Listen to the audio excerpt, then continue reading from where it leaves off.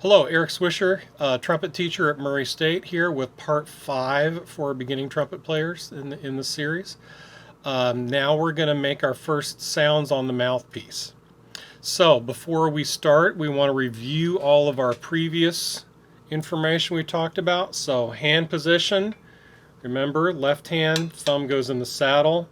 Either your middle finger or probably for you, your ring finger goes in the ring. Right hand, thumb goes in between the first and the second valve casing. Very important. 1, 2, 3 on the valves. And then pinky on top. Okay.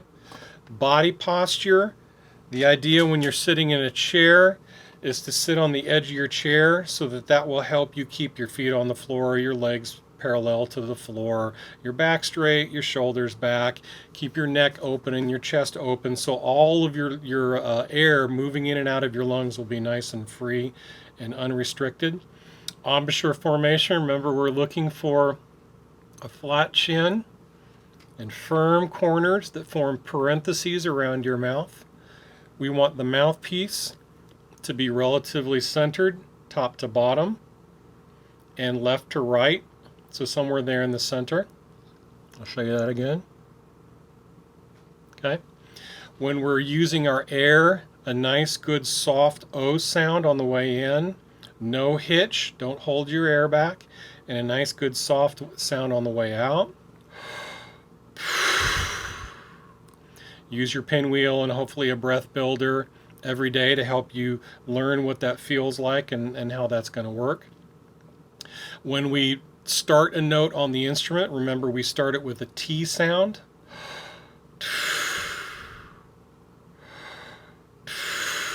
So do that a couple times to get used to how that feels. Okay. Now, next steps. I'm going to have you do some what we call lip buzzing. It's also called free buzzing. There's a bunch of different ways to say it. If you can't do this, don't stress out about it. There's a certain percentage of the trumpet population that aren't good lip buzzers, and that doesn't necessarily mean that they're going to be bad trumpet players. So I want you to try the lip buzzing, but if you've tried it for a couple of weeks and you just can't make it work, don't stress out about it. But what I like about it is it really helps form the embouchure the way that you want to form it. So this is what it'll look like.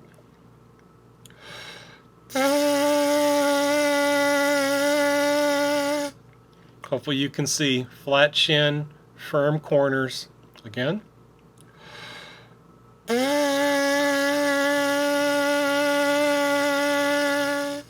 Try it again with me. Ready?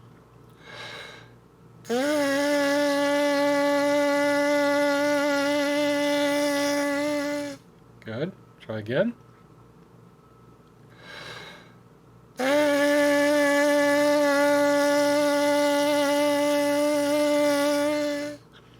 So do that several times to get used to how that's going to feel, how you're going to start that with an articulation. So that'll be the first thing to do. Okay. Once you've done that and you feel good and you feel comfortable with those lip buzzes, then we move on to the mouthpiece, buzzing into the mouthpiece. So again, mouthpiece centered, top to bottom and left to right. Place the mouthpiece on your face first, then breathe through the corners of your mouth like this.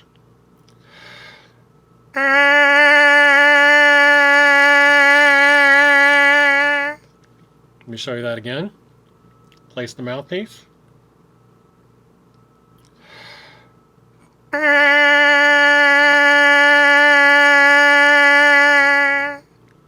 We don't want this. This is a no-go.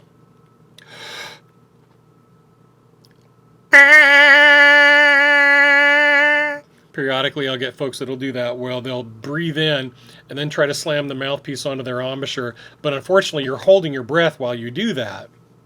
And you remember back to the air video, we talked about that's not a good idea to hold your breath. So I was going to place it on there. Try this one with me. Don't feel like you have to match my pitch, at least not right now. Any pitch that comes out, as long as it's kind of in the middle of the piano keyboard, I'm sitting here at my piano now, is fine. You don't want to buzz down in the tuba range because that's not what we do, and you don't want to buzz, extraordinarily high to begin with, because that's not going to be appropriate for our instrument either. Somewhere in the middle. If you can buzz my pitch and you can get it to come out right now, fantastic. That's great. If not, don't stress about it. Any note that comes out is fine, but let's see if we can have a nice steady note. So we're going to place it on our embouchure. Then we're going to inhale through the corners of our mouths.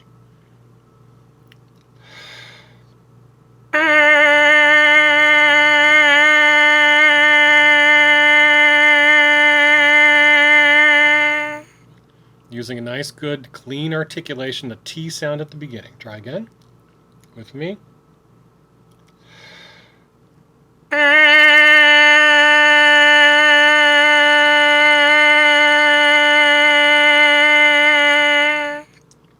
Good. Let's try again.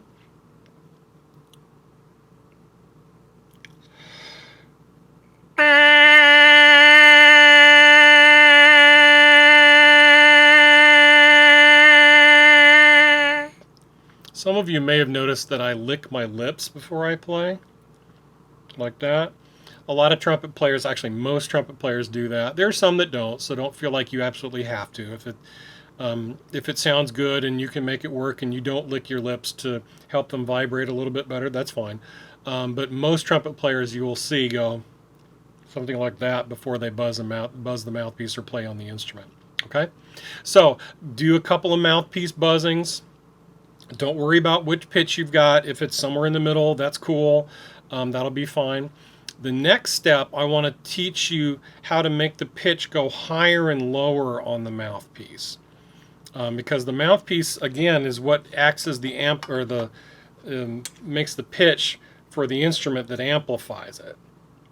So we want to make sure that we're buzzing the right pitch into the mouthpiece so that the horn knows which pitch we want. But we'll get there here in a second. How you can make the pitch go higher and lower, there are 3 elements to this. The first is the aperture, is what it's called, the little hole in your embouchure that allows the air to flow through it. That's the part that's vibrating. You can make that aperture just a little bit smaller to go higher and a little bit larger to go lower.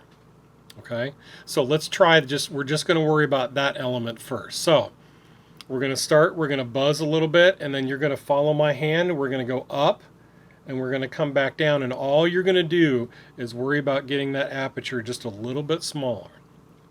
Try it with me. Here we go.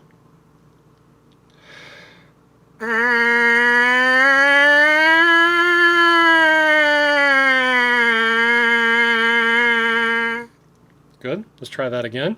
Remember, we're just going to make that aperture smaller to go higher and larger to go lower. Here we are again.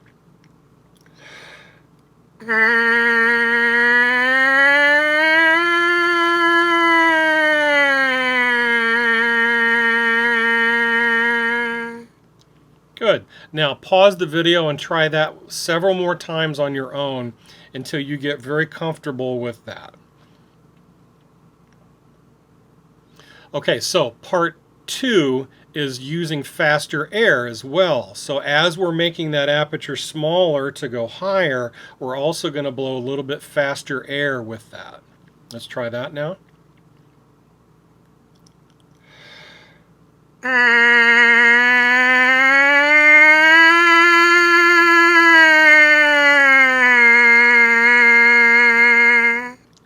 Good. Try again.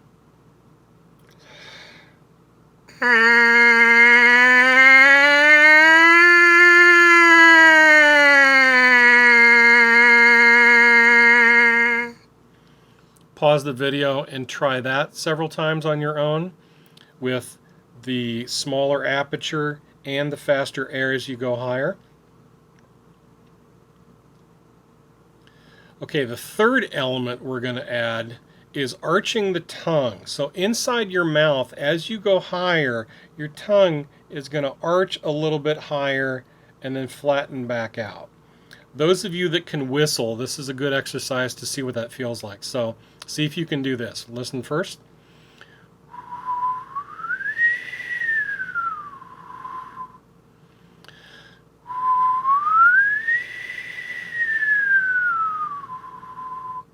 Try it a couple times on your own.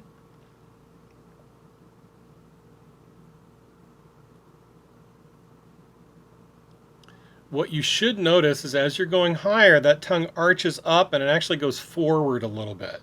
So it should go like this and then back down.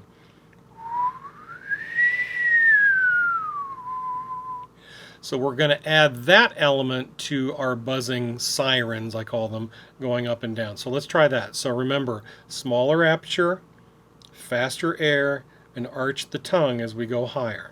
Try to see if we can get all three of those in. Mouthpiece up to your face.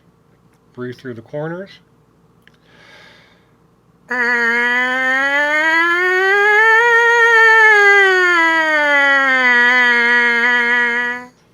Again.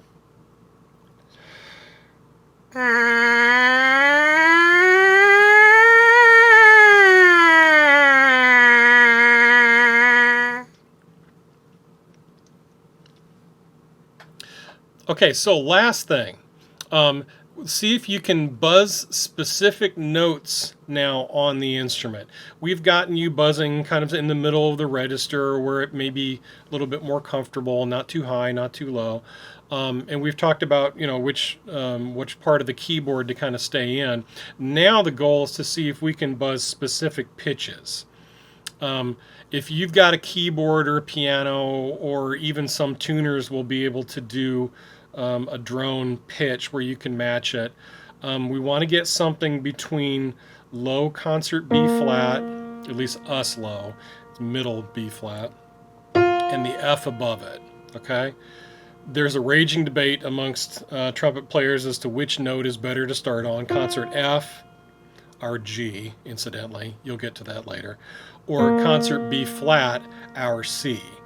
To me, it doesn't really matter one way or the other. Whichever one you start on and are more comfortable with, you'll want to work yourself toward the other one. So just for argument's sake, let's start on the low B flat. See if you can do this. Listen first.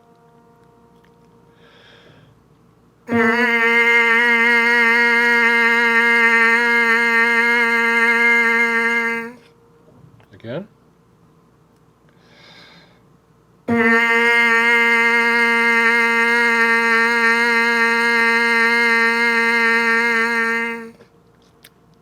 For those of you that want to start on an F, listen first.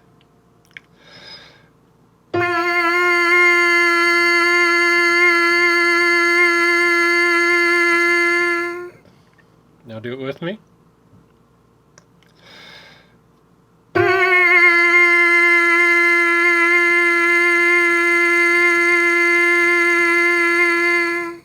Okay, trying best you can to get that pitch to come out nice and clean with either of those notes. Okay, so practice that on your own, going back and forth. If you feel like you can do both notes, cool. If you feel like one is a lot easier than the other, start with that one right now, get comfortable with it, and then see if you can work your way up by half steps, for example, up to the F if you need to. Okay, last thing. So now you feel comfortable buzzing specific pitches. A good thing to do is to see if you can now buzz tunes.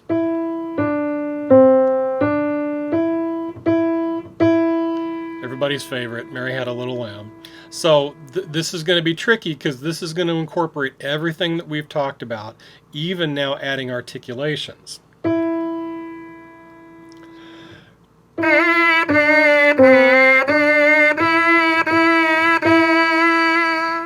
And let's just worry about that part of the song for just a second. Try again.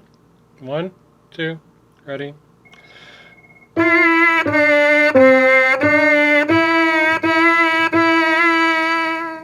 Good.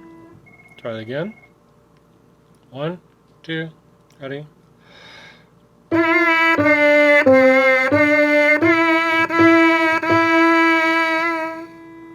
So the goal is to see if you can use a good articulation on every note. Every note is in tune, and it's going to help teach your embouchure and your aperture where every one of those pitches are so that you can play nice and in tune. And then at this point, you should be able to move into the books that you're using in band. and it'll give you all the good foundational kind of skills that we need, so that when you go into your band books, this will make a lot of sense to you. So hopefully the videos helped. If you got any questions, comments, or concerns, I certainly welcome your contacting me. Swisher, I'll spell that out, ESWISHER. That's eswisher@murraystate.edu is my email address. Thank you very much. Good luck. Have fun.